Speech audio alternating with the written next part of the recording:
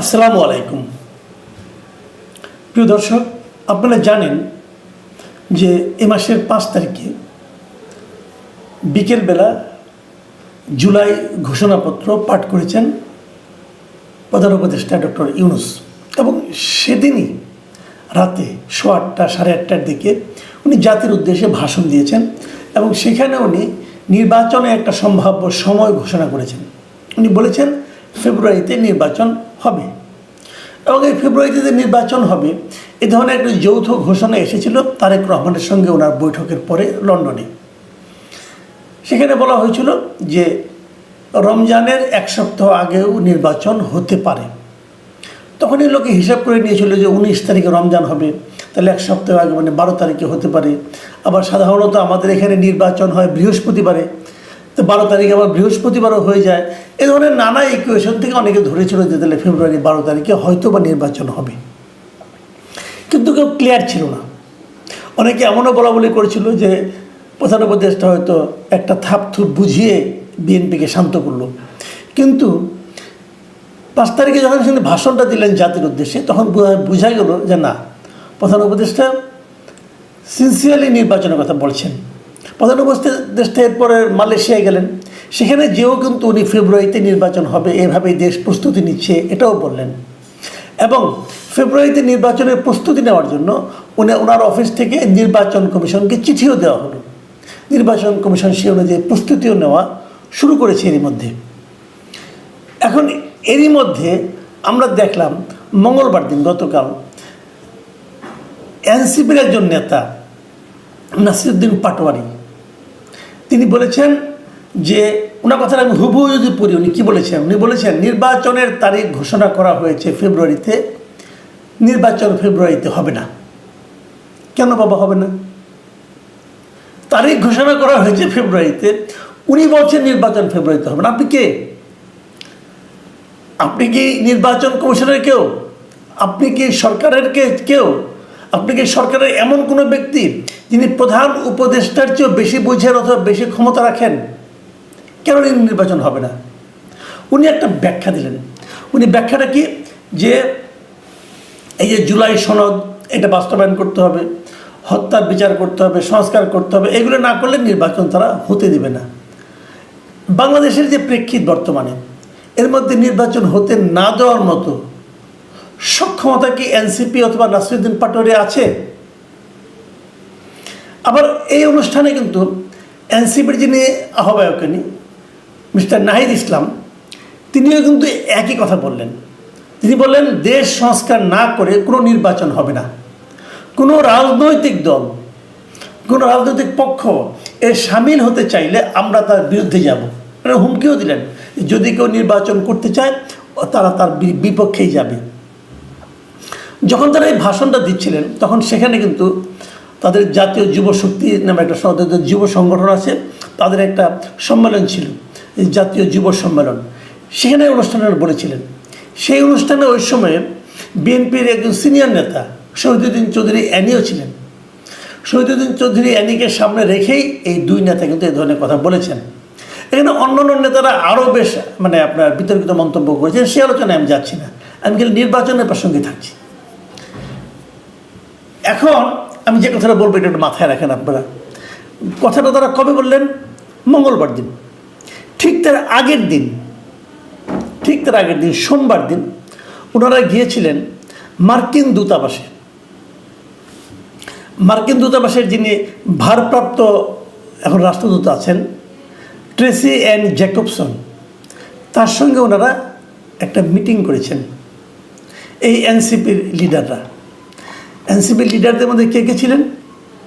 এই নাহিদ ইসলাম ছিলেন আহ্বায়ক, ওনাদের যে সদস্য সচিব আছেন মিস্টার আখতার হোসেন তিনি ছিলেন, এবং সিনিয়র যুগ্ম সদস্য সচিব ডাক্তার তাসনিম জারা ছিলেন। এই 3 জন ছিলেন।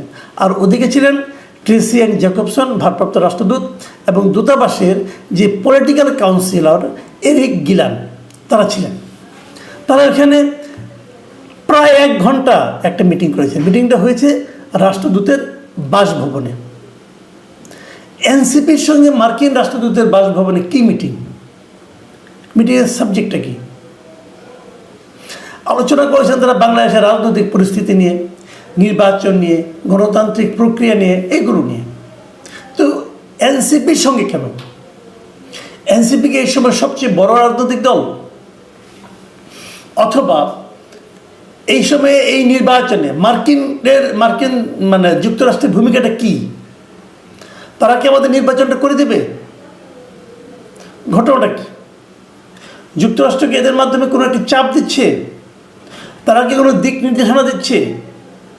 তাহলে কি আমি ভাববো পরের দিন যে তারা ঘোষণা করলেন ফেব্রুয়ারিতে নির্বাচন হবে না, এটা কি মার্কিন রাষ্ট্রদূতের মিটিং থেকে এই ইনফরমেশন অথবা এই নির্দেশনা পেয়েই তারা এটা বললেন? এই ধরনের সন্দেহ কিন্তু আমি করব। কারণ আমার কাছে মনে হয়েছে মার্কিন রাষ্ট্রদূতের সঙ্গে দেখা করার পরের দিনই ওনারা হঠাৎ করে এই হুঙ্কার দিচ্ছেন। কিসের জোরে? আমি জোরটা খোঁজার চেষ্টা করতেছি। গ্রামে একটা কথা আছে যে পাঠাকুতে খুঁটির জোরে। আমি সেই খুঁটিটা খোঁজার চেষ্টা করছি। আরেকটা ঘটনা বলি, এটাও বিচ্ছিন্ন কিন্তু বিচ্ছিন্ন নয়। যেদিন তারা ওখানে বললেন এই ঢাকার এই যুব সম্মেলনে যে নির্বাচন ফেব্রুয়ারিতে হবে না, ঠিক সেই একই দিন মানে মঙ্গলবার দিন মার্কিন রাষ্ট্রদূতের বাসভবনে আরও দুজন ব্যক্তি গিয়েছিলেন। এই দুজন ব্যক্তিকে মিস্টার আলী রিয়াজ এবং মিস্টার মনির হায়দার। এরা কারা?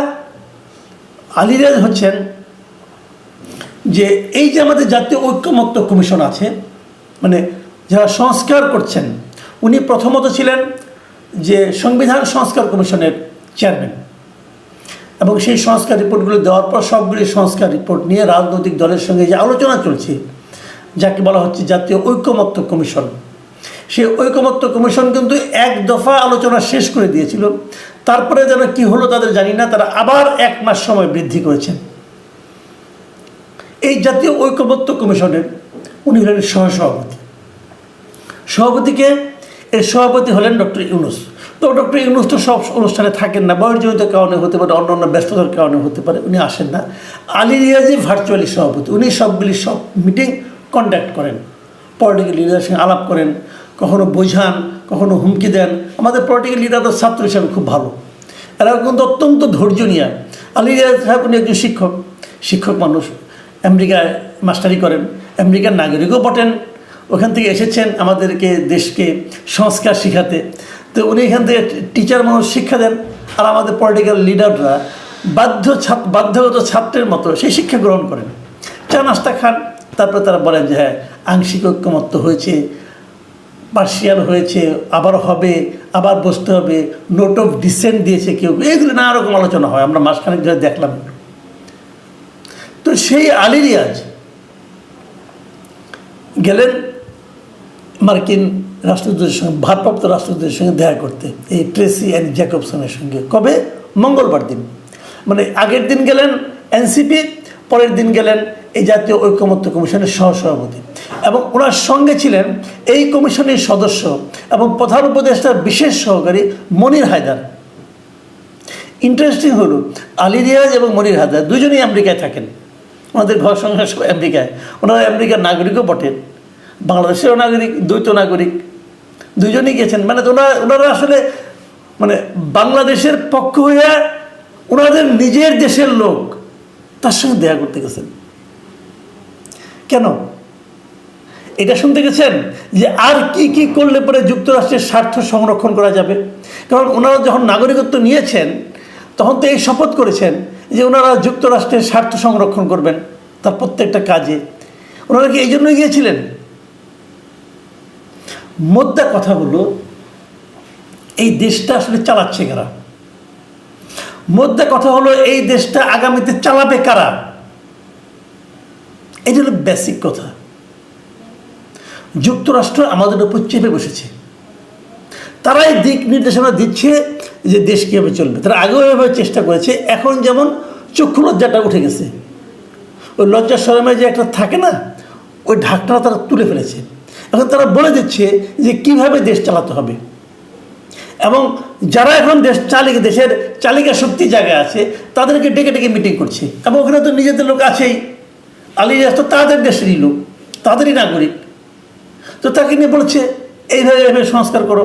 আর এদিকে এরা বলছে সংস্কার সম্পন্ন না হলে নির্বাচন হবে না, তাহলে সংস্কারটা আরেকটু দীর্ঘায়িত করে দিলে তো নির্বাচন হবে না।